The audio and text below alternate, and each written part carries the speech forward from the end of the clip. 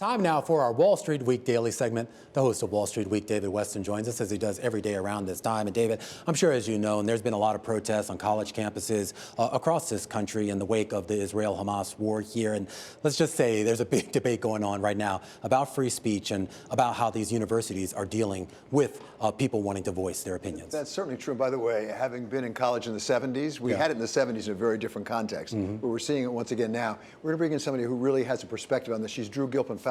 She was the first female president of Harvard, and she's the author of Necessary Trouble, Growing Up at Mid-Century. So, Dr. Faust, thank you so much for being with us.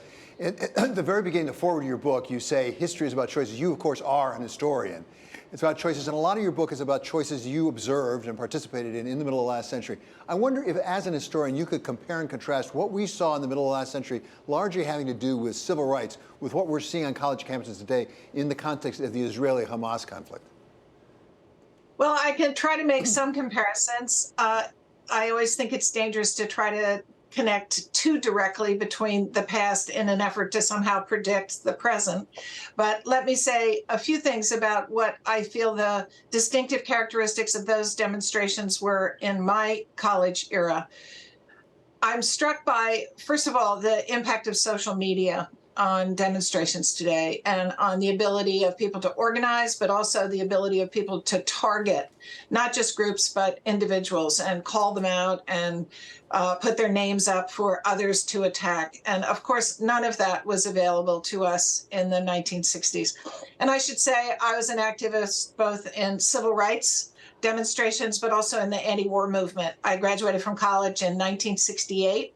And my book really traces those years. It traces my life from 1947 to when I turned 21 in 1968 and ends with a consideration of what those demonstrations were like. We could not communicate as rapidly. We could not identify people as rapidly. We could not target people as rapidly or as effectively.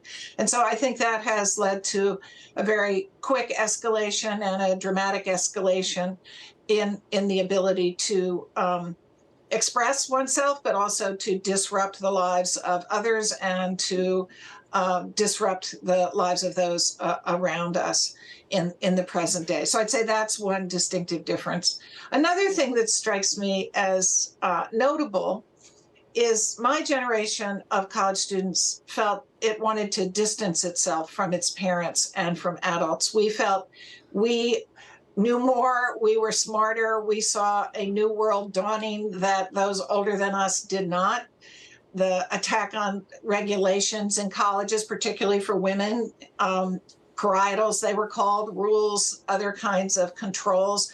These were the what we wanted to oppose. And when we expressed ourselves politically, I think we would have been astonished by the idea of trying to get statements from our own universities about their views on the issues at hand.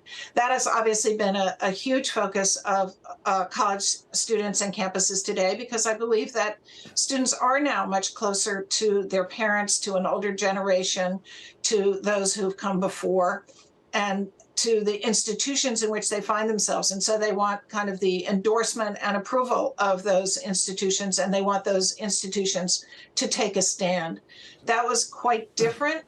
Right. From my era. For example, we might ask an institution not to give the federal government the record of male students' grades, because the draft operated in Vietnam at one point on the basis of how well you were doing in college. If you weren't doing well, you were subject to the draft. If you were doing well, you would have a lower likelihood of being drafted. So we would demand things from the institutions of that sort, like do not send in the record of grades.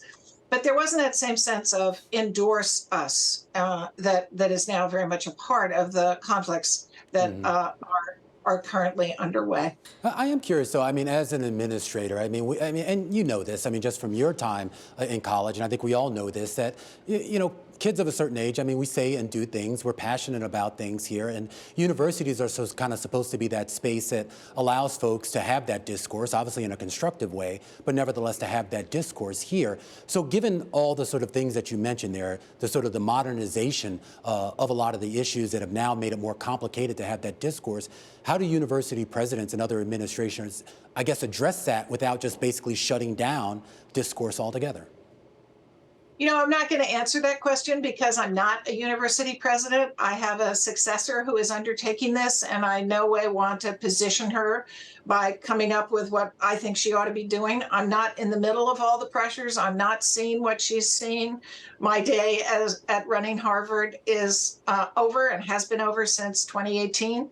So I believe that it's important to let those who are responsible and charged with these responsibilities to carry them out, independent of my holding forth about what I might have done had I still been in office. I will say that when I was president, the first number of years, I became president in 2007. And students were pretty quiet for a while. And then with Occupy Wall Street and rising intense feelings about climate change and divestment, the student body became much more active and much more engaged. And so we've seen, I believe, a kind of escalation of student activism, but also student concern about the world. And that characterizes the moment we find ourselves in now, and is both a challenge to universities, but also represents on the part of students passions that are worth considering as the hallmark of an individual who cares about the world in which they find themselves. Dr. Post, I certainly respect you don't want to second guess what's going on at any college campus today. But let me ask a related but somewhat different question. That is, how has the job of being a university president changed as you've watched it develop? Because it looks like there are a lot of stakeholders you have to be worried about right now, from the students to the faculty to the administration to, yes, donors and alums. You've got a great word there, stakeholder. There are a lot of people who consider themselves constituents of any university. And for the president, that is obviously a source of great satisfaction that so many people care about universities. But it also means that there are competing voices coming at you all the time with often very different agendas and different perspectives.